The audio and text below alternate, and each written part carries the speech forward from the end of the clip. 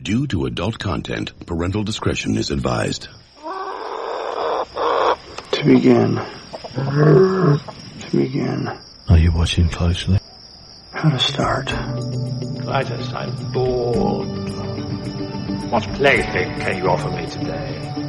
In Life Itself, a memoir, Roger Ebert begins. I was born inside the movie of my life. I was born a poor black child. The visuals were before me. I was born in it, molded by it. The audio surrounded me. The plot unfolded inevitably, but not necessarily. I don't remember how I got into the movie, but it continues to entertain me. At first, the frames flicker without connection. We all are born with a certain package. We are who we are. Where we were born, who we were born as, how we were raised. We're kind of stuck inside that person. And the purpose of civilization and growth is to be able to reach out and empathize a little bit with other people. And for me, the movies are like a machine that generates empathy. It lets you understand a little bit more about different hopes, aspirations, dreams, and fears.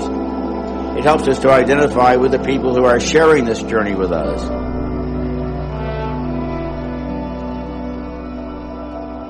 Here's the deal. Just give me the facts. Just the facts. Only the facts. Breathe. Focus. Keep it simple. No doubt. Okay. Welcome to Cock and Bull Minute, a Tristram Shandy story. A podcast in which, eventually, ostensibly, at some point, we will be talking about the 2005 film Tristram Shandy, a cock and bull story, 1 minute at a time. Good Lord, what is this story all about? Cock and a bull story. Here's your host, me, Robert Black. We're here today with guest Alice Lauren to discuss Group 9, Sing Street and Say Anything. Alice, you could remind the listeners who you are. Yeah, so I'm Alice Lauren. I am a podcaster, comedian, sometime actress in upstate New York. And yeah, I'm happy to be on this podcast. Love talking about movies, so. Now, these two movies, had you seen either of them before? I felt like I saw Say Anything. I was watching it today, I think I have, but watching it was complete foreign experience, so I'm kind of just going into it as if it's the first time because, that's fair. I just, couldn't remember anything. Even the iconic, scene I was telling my friend, oh, no, that iconic, he didn't even, I don't think he knew what it was, but that iconic scene, it's gonna be at the end. And then, nope, it wasn't. So I was completely wrong. Wait, what scene? The iconic, boombox scene, yeah. Oh, okay, yeah, that's long before the end. It's in there. It's in there. Not how I thought, but.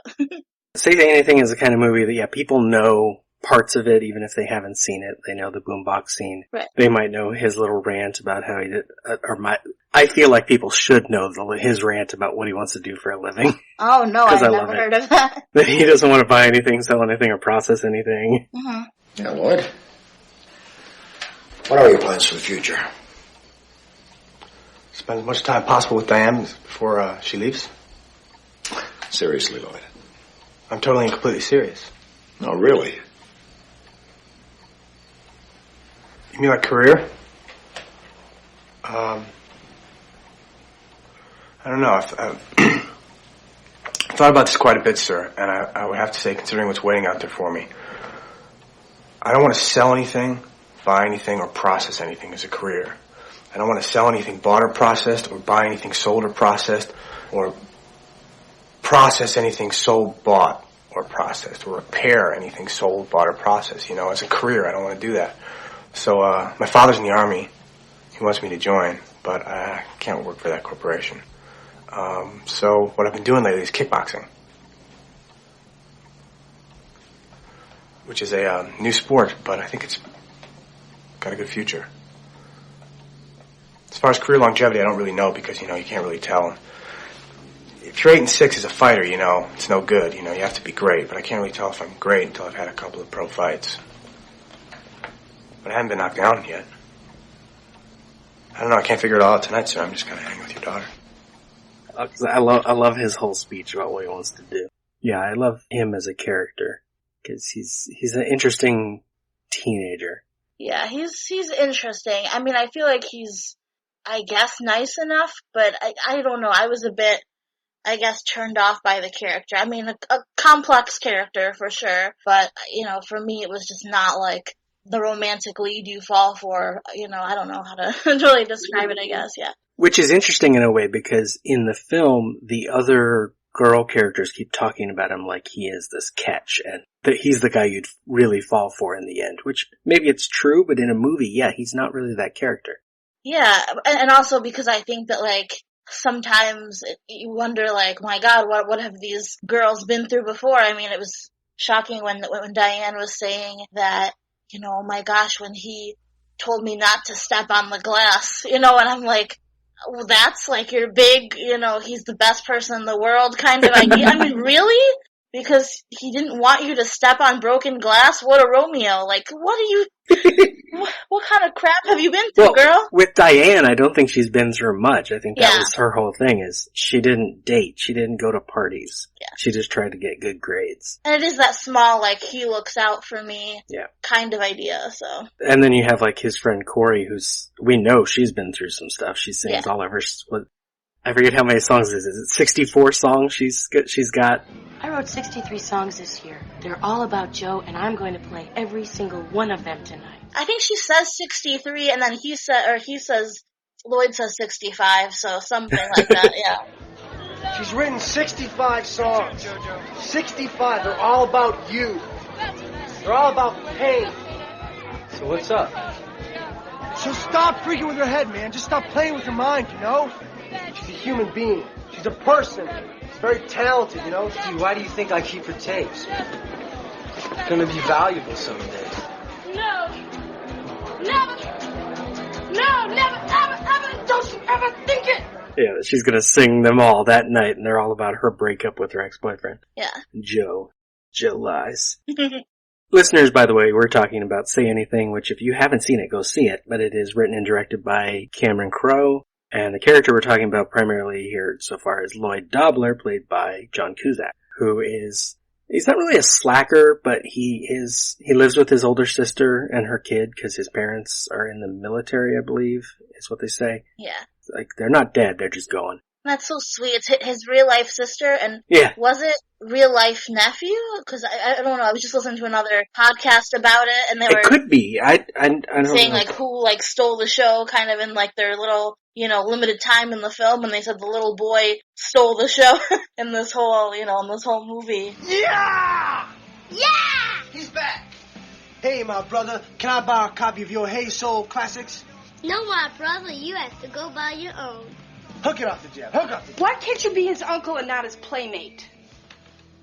And they were saying like Joan Cusack's son, but I don't know if they meant like in the movie or. He has a different last name, but that doesn't necessarily mean it's not. I just wondered. But yeah, the kid is great because John Cusack's thing is he's into kickboxing, and this is in 88, so it's kind of a new thing. Yeah. And he's teaching it to the little kid, and later he's got a great moment where he's teaching it to a bunch of other kids, and he's like, yeah, they pay me for this, and he's so excited. Yeah. He's like, he can make a living doing what he's doing. He's the kind of, I saw this when it was new, and I wasn't a teenager yet. Like, I wasn't even as old as him. And it was like, I want to be that guy as a teenager, because he didn't want to do a regular job like everyone else, and he just wanted to do what made him happy. And I'm like, I loved that. Yeah, it was weird to see like that. Was it the career counselor at the party be like, you have to choose something? And I'm like, there's a way that, yes, you have to choose, your college, you have to choose your major if you go to college, that kind of stuff. So there is some level of choice, but I was like, that's a little unrealistic, having like, no, you have to know right now exactly what you want to do. It was a little bit strange to hear kind of how deep that went. Yeah, it's like she got every kid to choose something, and so she's just obsessed. He has to pick. Lloyd Dobler, I got you. How you doing, Miss Evans? You missed every one of your career counseling sessions. Call me obsessive compulsive. Let's do this right now. No way. Lloyd. What? Get away from me. What did I do? Don't even follow me. Leave me alone. Don't make me sound like a counselor, Lloyd. I got statistics I can show you. I have graphs I can show you. I got all the stuff I can show you. It all says the same thing. You have to decide on a career. My dad's a lieutenant colonel in the Army. He wants me to join. He wants to pull some strings. I mean, there's no possible way. Let me just make an appointment for you at Seattle Junior College. You the keymaster? Yep. I'm not going to go to Seattle Junior College. I mean, I've got to be honest with you. I'm not looking for that. I'm looking for something bigger, you know? I'm looking for a dare-to-be-great situation. Lloyd, everybody in that party put something on their record except you. How many of them really know what they want, though? I mean, a lot of them think that they have to know, right? But inside they don't really know, so... I don't know. But I know that I don't know. Hang tough, Lloyd. But then she's also going to the party, which is a great, beat at the end of that scene. Yeah, of course, yeah. She gives him her keys, because she's going to the party, too. Yeah. And he, of course, is in the relationship with Diane Court, who is... She's somewhat popular, everyone knows who she is, but she's, the pretty high-class, straight A student that everyone just knows, sort of. Yeah. No one's friends with her, really. Well, I was trying to figure out if she was kind of that, upper class as well, looking at her house, especially with all the tax stuff, whatever going on. I was kind of trying to figure out, are they rich people? I know her dad was buying her gifts and things like that, but it was just kind of this... Well, that's like the FBI agent's description is everything in the house nice, but not too nice. Yeah. You know, she gets a car for graduation. Right, You know, they've got jukeboxes. Those things are expensive. Mm-hmm. Stellar jukebox, sir. Thanks, Lloyd. How do you obtain one of those? What do we pay for the Wordless Royale? Well, that guy didn't want to part with it. A little matter of $9,000. And so, the ongoing plot is that, her father has been... Stealing might be too strong a word, but he's been taking money from the old people that live at the home where he works. Yeah, I did not figure that out for a long time, and then I was like, that had to do with the nursing home was surprising, yeah. Yeah, they never quite explain even what he does. They never really explain it. She figures out that he's doing it, but I don't get the impression he's, stealing money from them. What he does is he takes advantage of them because, some of them don't have kids that look after them, and so he takes care of them. He helps them with things, and they give him money. Oh, okay. I don't know that he's maybe he gets himself, sort of finagles himself into their will, even. It's clearly illegal because the FBI are involved, but I don't know exactly what the crime is. Right, well, yeah, my friend was like, why is the IRS in on this? And I was like, maybe he didn't claim it on the taxes, and then that makes... I think that's it. Because it's hard you put that much money on your income even if he's just inheriting money constantly from all of these people, that's gonna change your tax bracket, you know? Yeah. It becomes a problem. And in the middle of this, we have Diane trying to, have a life in her last summer before she goes off to college in, I want to say England. I forget what school she's going to. Yeah, I think England. Yeah, so it was a school, because I know it was this fellowship, but I didn't know what that meant. Okay. Fellowship is kind of like a scholarship, but they're going to pay you and let you live there. And you're going to college, yeah. Take care of you while you're going to school. And it's interesting. I guess I'd say I appreciated that it wasn't like she went all wild child and everything. She still really stayed true to herself. The craziest thing, I guess, thing that she did was lose her virginity, I guess I would say. Yeah. So I guess that wasn't even really said. I think we only know that Lloyd did. I don't know if we know if she did necessarily, but, that was, I guess she didn't it wasn't like watching, Book Smart or Superbad or, any of those things. Yeah, she's not going crazy about it. Yeah. It's not a crazy teen comedy with drugs and weird mishaps going on all night.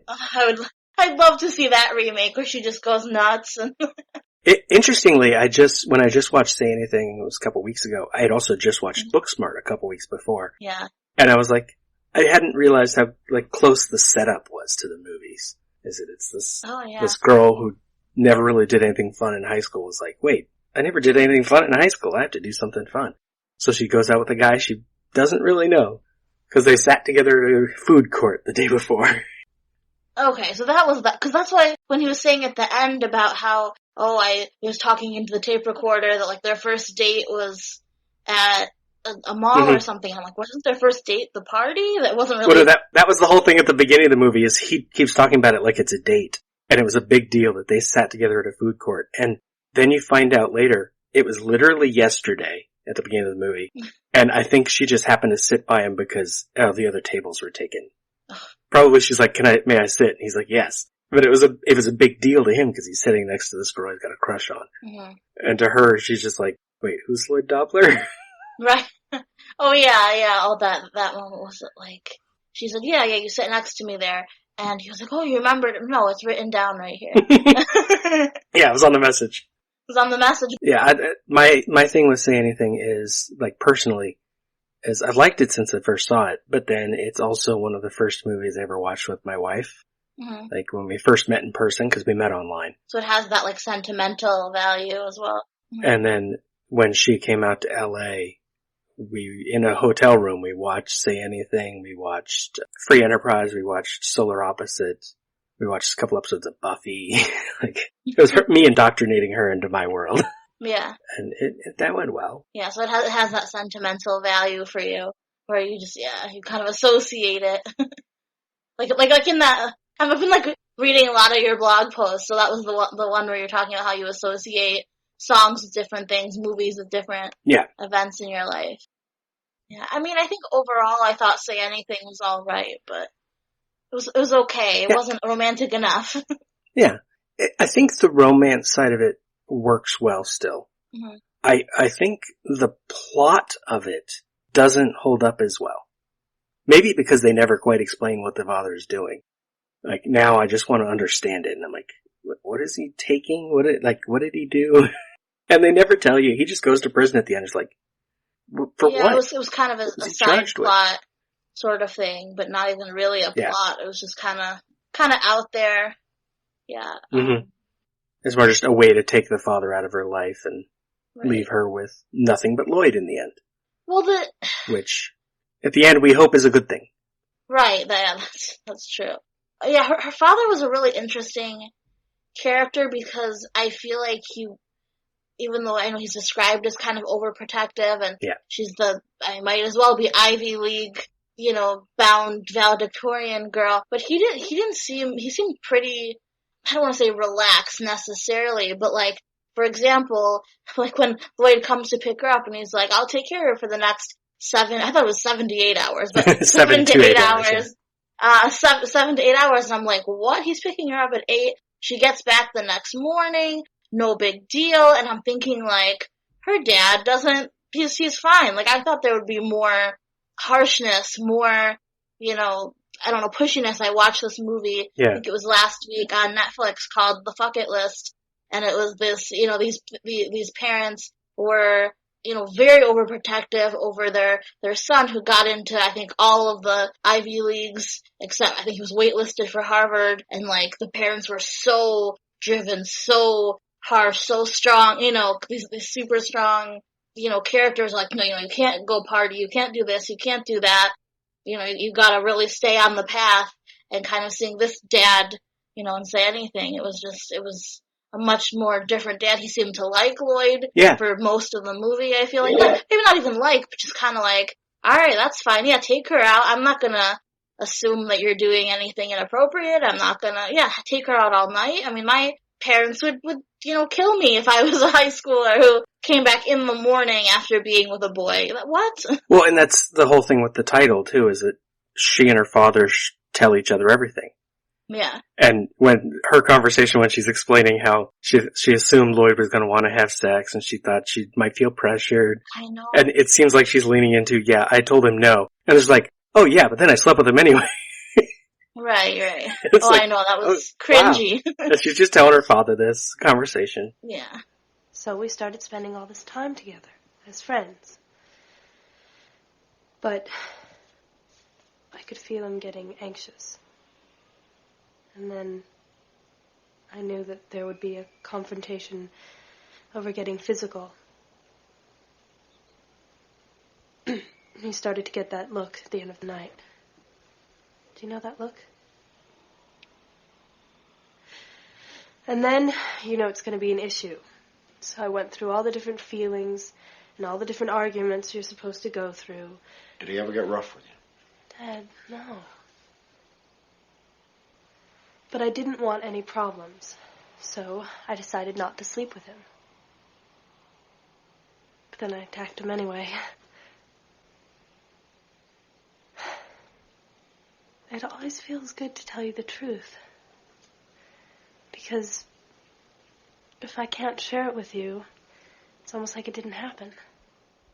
Because it's normal for them, and he's a very relaxed, especially for like a criminal, essentially. Yeah. He's very relaxed and sure of his life. He takes care of these people that he works with, and he takes care of his daughter, since her mother's been out of the picture for, I think they say, like a decade.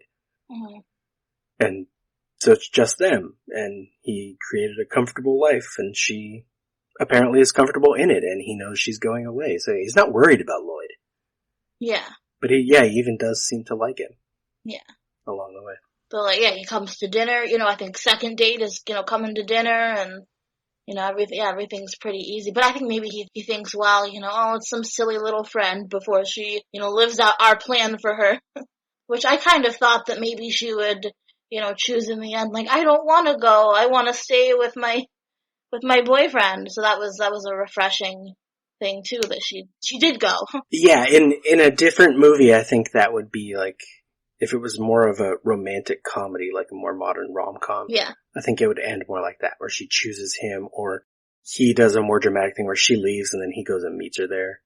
Instead, we get like kind of classic ending of they're on the plane, gonna leave, and she's been afraid of flying, And so it's just this moment where we don't know what's gonna happen next. And it's a nice change of pace for a romantic movie.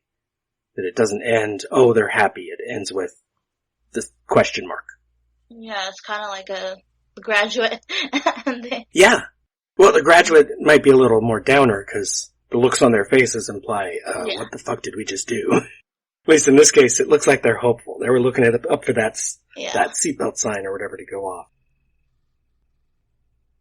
Alice, I want to tell the listeners where they can hear more of you. Yeah, well, we're on hiatus right now, but I'm on the Now You've Seen It podcast. I'm a panelist on that. You can find that basically everywhere. We talk to people who, it's their first time seeing whatever movie we're going to talk about. And a lot of times it's also my first time seeing it as well, just incidentally. And yeah, we just have really cool conversations. So you can find that anywhere. And I just do other podcasts, other places. You can find me on Twitter. I believe it's @PodSocialite, and Facebook is Alice Lauren. Thank you for listening. This has been Cock and Bull Minute, a Tristram Shandy story. Follow us on Twitter and Instagram at CockBullMinute. Find more content at LemmingDrops.com. Wait a minute, Doc. Are you telling me that you built a time machine? Out of a Mandalorian. Why would you create such an abomination? This is the weapon of the coward. It's a past stuff that dreams are made of. Cut. That's a wrap. It's over, Johnny. It's over! Nothing is over! Nothing! You're still here? You just don't turn it off! It's over. Go home. Go.